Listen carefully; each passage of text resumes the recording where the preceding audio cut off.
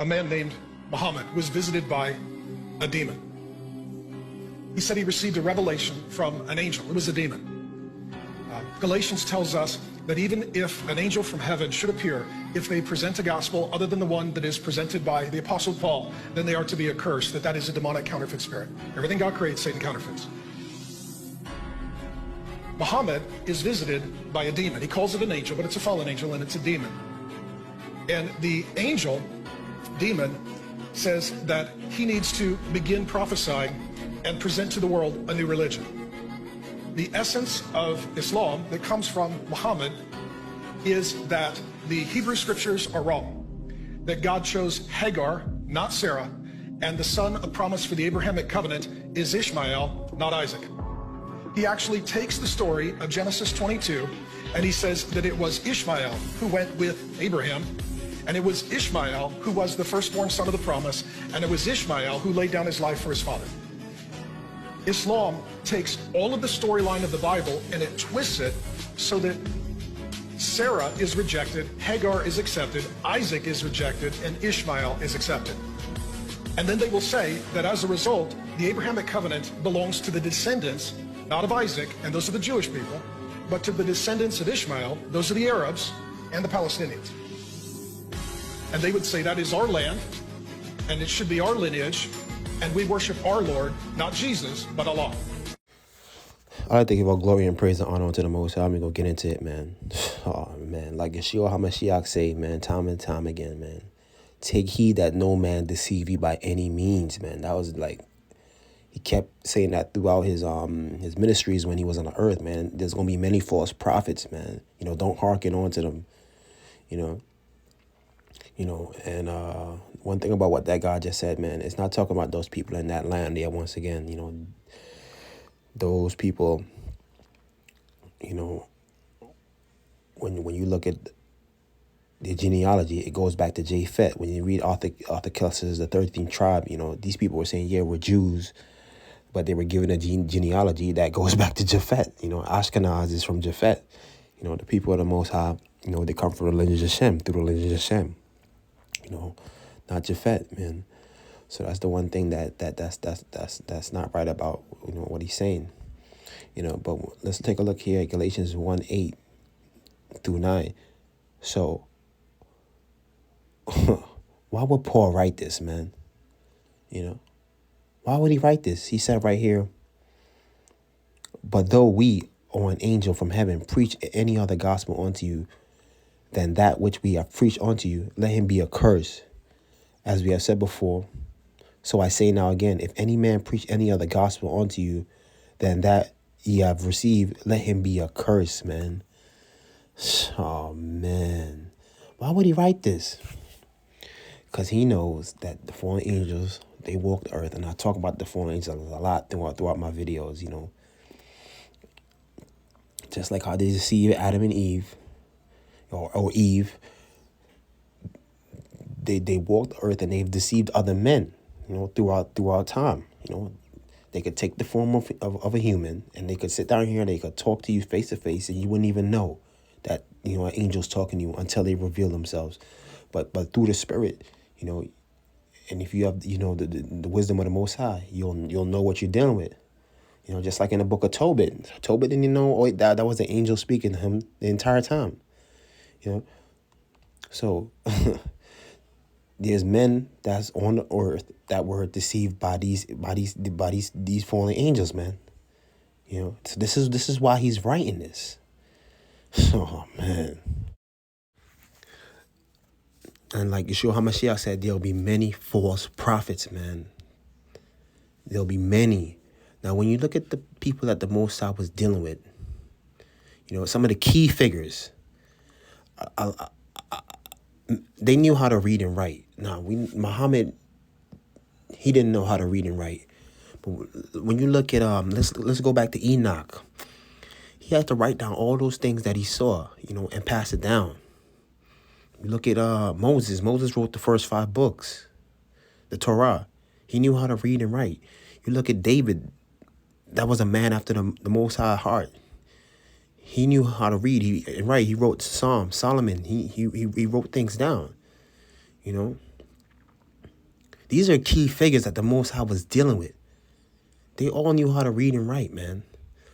You know, but Muhammad didn't. So this is why, you know, I question, like, how can he be such a major prophet and he didn't know how to read and write? And but I understand, you know, back then there was a high illiteracy rate and a lot of people couldn't read, you know. But when you look at the people that the Most High was dealing with, like directly, they knew how to read and write, you know. Well, we don't know if all the disciples knew how to read and write, but we know that Matthew was a tax collector. Come on, he had to know how to read and write. We know, you know, John wrote the book of Revelations. He had to know how to read and write, but there's not enough information that you know, to let us know these things. You know, back if all of them knew how to read and write. You know, when you look at Jacob and Esau, you know, it tells you that Jacob learned how to write, and he went to the house of Shem and Eber, you know, to learn more, but Esau didn't, you know. Oh, man. So, you know, something that stands out with me with Muhammad, like I just said, if he's such a major figure, you know, how come he didn't know how to read and write, man? Let's take a look at some scriptures real quick. So right here, let's look at the book of Acts, chapter 4:13. It says right here, now when they saw the boldness of Peter and John and perceived that they were unlearned and ignorant men, they marveled, and they took knowledge of them, that they had been with Yeshua HaMashiach, man. So right here, they called John and Peter unlearned and ignorant men. But we know that John wrote the book of Revelations. He knew how to read, you know, but more than likely they didn't have like a higher education. You know, just like in today's society, you know, you got people that they may not have went to college, you know, and they'll say like, oh man, these guys, they'll pretty much they'll call them, you'll call you unlearned, you know, you need to further your education, you know, but these guys were with the master teacher. This is why they were marveled, you know, and like I said, once again, these are people that the Most High was dealing with, you know, they call them unlearned and ignorant men, you know. But like I said, John knew how to read and write because he wrote the book of Revelations. So like I said, when it comes to Muhammad, then I don't know. And I'm not saying that the Most High can't use somebody that can't read and write, because like a lot of the population back then, you know, they couldn't read and write. But like I said, I showed you like the key figures of major people that he was dealing with. And like I said, if this guy was supposed to be such a key figure, how come he couldn't read and write, man? You know, the scripture says in the wisdom of Solomon, the Most High loveth those that dwell with wisdom. And that's the wisdom of the Most High, the wisdom of the scriptures, man. Oh, man. And you know, another thing that stands out to me, which is a huge red flag, we know that at the highest levels of Freemasonry, when they convert to, when you reach like 32nd, 33rd, at the highest levels, when you want to become a Shriner, they have to take a oath on the Quran. They have to convert to Islam. You know, they swear on the Quran. That's a huge red flag, man. Huge red flag. You know? So this is why Yeshua HaMashiach says, man, take heed that no man deceive you, man. At the highest levels of Masonry, they have to convert to Islam. They have to swear on the Quran. If that's not a huge red flag, I don't know what else is, man. You know, but, you know, what we're going to get, today we're going to get into the lesson, you know, and that lesson is pretty much, you know, just because you're the firstborn, that doesn't mean the inheritance belongs to you. That doesn't mean, you know, you'll be given the inheritance. Now, yes, it's customary, you know, to give the inheritance to the firstborn child. But we've seen instances where the Most High rejected the firstborn, you know, and we're going to get into that, you know. So that's just like your parents only have enough money for one kid to go to college. But you're the firstborn, but you're a knucklehead and you're bugged out. But the second born is, he's getting straight A's. What they're gonna do? They're gonna more than likely give that money to the second born child, man, because he's focused, man. So this is what the Most High saw when he looked at when he looked at Ishmael, when he looked at Jacob, when he looked at certain people, he's like, no, this is who's gonna get it, and it was nothing personal, 'cause like I said, just because you're the firstborn, that doesn't mean the inheritance belongs to you. A lot of people get that messed up. It's customary, yes, but that doesn't mean it belongs to you. All right, when you look at Aaron and Moses, Aaron was the older brother, but the Most High worked through Moses. You see that? When you look at Esau and Jacob, Esau was the older brother, but the Most High worked through Jacob. When you look at King David had many brothers, that could have been chosen before him, but the Most High bypassed all of them, and he chose King David. So just because you're the firstborn, that doesn't mean the Most High is going to choose you. The Most High can make whoever his firstborn is, Like I said, once again, it's customary, yes. But when you were dealing with the Most High, it's not guaranteed, And you can't be mad at who he chooses, And, man, and it's not wise to go up against these people because these people were, they were protected and they were blessed, man. So, man. So a lot of times you see him go past the firstborn sometimes, and he makes whoever he wants his firstborn. He gave David that inheritance, man. He made David his firstborn, but David was not the firstborn of his brothers. There's something people don't understand, So just because you're the firstborn, they think that, it belongs to them. But if the Most High deemed it not so, it's not going to go your way. Look at Joseph, for example. Joseph wasn't the firstborn of his brothers, and he was chosen by his father. And whatchamacallit, he was envied by his brothers, So, man. So, let's take a look at that scripture real quick. Because even though he was the firstborn, even though Joseph was not the firstborn from his father, look at how he reacted in this situation. Let's bring these scriptures up. So, quick summary real quick. This is when Joseph was bringing his kids to be blessed by his father, Jacob. So right here, Genesis 48:17 through 20.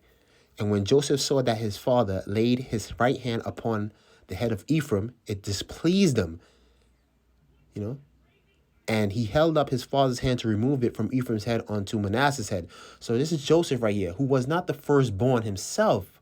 When his father, who chose him, who liked him a lot, blessed somebody, he blessed another child, which wasn't the firstborn.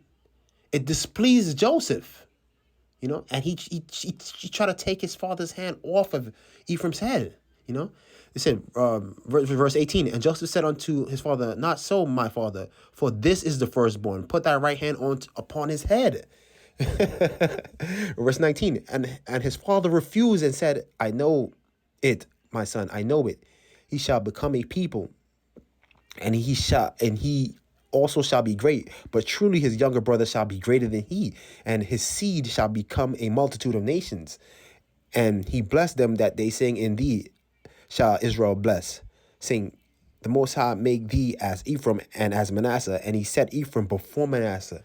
So his father was old in this day and age, and his eyes were dim. He couldn't even see well. But, the Most High had the spirit on him that he put his hand upon Ephraim, the younger brother, which wasn't the firstborn. And this displeased Joseph, somebody that was not the firstborn himself, that was envied by his brothers, This is crazy. So just people think that, look, man, just because you're the firstborn, you're going to get it. It don't work that way with the Most High, man. Now let's go into the book of Joshua. And I like the book of Joshua because it fills in some gaps. about this whole story about Ishmael and Isaac, and let's get into it about the blessing. So right here, this is the book of Joshua, chapter 23. You're going to see right here that Ishmael was rejected, or say, right. And Abraham went with Isaac, his son, to bring him up as an offering before the Most High, as he had commanded them. And Abraham took 2 of his young men with him, Ishmael, the son of Hagar, and Eleazar, his servant. And they went together with them. And whilst they were walking in the road, the young men spoke these words to themselves. And Ishmael said to Eleazar, now my father Abraham is going with Isaac to bring him up for a burnt offering to the Most High, as he commanded him. Now, when he returneth, he will give unto me all that he possesses to inherit after him, for I am his firstborn. This is what Ishmael is saying, man. And Eleazar answered Ishmael and said, surely Abraham did cast thee away with thy mother, and swear that thou shouldest not inherit anything of all he possesses, and to whom will he give all that he has with all his treasures? But unto me, his servant, who has been faithful in his house, and who has served him night and day, and has done all that he desired me, and has done all that he desired me, to me will he bequeath at his death all that he possesses. Oh man! So they're having this conversation with him, like, hey, Isaac about to be out of here. I'm gonna get the inheritance. His servant Eliezer saying like, nah, you ain't getting it. I'm getting it. This is what everybody's after, the inheritance. They want the inheritance. Esau wanted the inheritance. But they didn't want a relationship with the Most High. Let's keep going. All right, so we in the same chapter, verse 40. And Abraham went with Isaac toward the place that the Most High had told him. And on the 3rd day, Abraham lifted up his eyes and saw the place at a distance which the Most High had told of him. And a pillar of fire appeared to him that reached from the earth to heaven, and a cloud of glory upon the mountain. And the glory of the Most High was seen in the cloud. And Abraham said to Isaac, my son, dost thou see in that mountain, which we perceive at a distance, that which I see upon it? And Isaac answered and said unto his father, I see a pillar. Now I see, lo, a pillar of fire and a cloud, and the glory of the Most High seen upon the cloud. So Isaac could see it. Abraham could see it. And then verse 45, this is important right here. Abraham knew that his son Isaac was accepted before the Most High for a burnt offering. And Abraham said unto Eleazar and unto Ishmael his son, do you also see that which we see upon the mountain, which is at a distance? And they answered and said, we see nothing more than the other mountains of the earth. And Abraham knew that they were not accepted before the Most High to go with them. And Abraham said to them, abide ye here with the ass, whilst I and Isaac my son will go to yonder mount and worship before the Most High, and then return to you. And Eleazar and Ishmael remained in that place, and Abraham, as Abraham had commanded. So you see, they could see a pillar of fire and a cloud and the glory of the Most High upon the mountain. You see that? Oh, man. But Eleazar and Ishmael couldn't see it. So the Most High opened up the eyes of Abraham. He opened up the eyes of Isaac so that they could see it. That was a sign. But those other 2 couldn't see it. So that's why he knew that they weren't supposed to come up in a mountain. Also, you look at, I put down right here in Exodus 34:3, when Moses went up to Mount Sinai, the Most High told him, only you come up there by yourself. Not even the flocks and the herds could be for that mountain. He said nobody could be there when you're coming up to the mountain to meet me. Oh man, So this is how this is what happened. Now, what's another example of somebody's eyes being opened? That only in the spiritual realm that they could see something. Let's give you an example of that. 2 Kings chapter 6, 12 through 17. So right here it says, and one of his servants said, none, my lord, O king, but Elisha, the prophet that is in Israel, telleth the king of Israel the words that thou speakest in thy bedchamber. And he said, go and spy where he is, that I may send and fetch him. And it was told, saying, behold, he is in Dothan. And verse 14, therefore he sent he hither horses and chariots and a great host, and they came by night and compassed the city about. So, man, let's keep going. And when the servant of the man of the Most High was risen early and going forth, behold, a host compassed the city, both with horses and chariots. And his servant said unto him, alas, my master, what shall we do? And he answered, he said, fear not, for they that be with us are more than they that be with them. And Elisha prayed and said, Most High, I pray thee open his eyes that he may see. And the Most High opened the eyes of the young man, and he saw, and behold, the mountain was full of horses and chariots of fire round about Elisha. So you see that?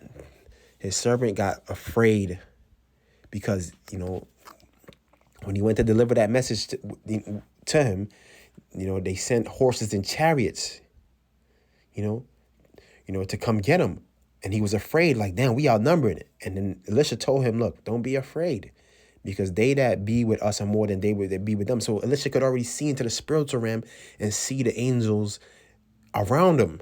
And then he prayed to the Most High to open the eyes of this man, that was with him, so he could see it also, because he couldn't see at first. But he asked the Most High to show him what I could see so he could calm his spirit. So that's the same thing what you seen right there with Abraham and Isaac when they were going up to the mountain. Isaac could see, Abraham could see, but Ishmael and his servant couldn't see. And he told him, stay down there at the mountain, and Ishmael was the firstborn, right? But he wasn't chosen. Oh, man. This is why we got to examine everything, man. This is why I said, look, the mark of the beast is about a type of worship that's contrary to the Most High, that he's not going to accept. And there's a lot of things out there that these angels, taught men, to confuse people. That's why I said you got a lot of different things out there now. Scientology, you got, so many other religions out there, man.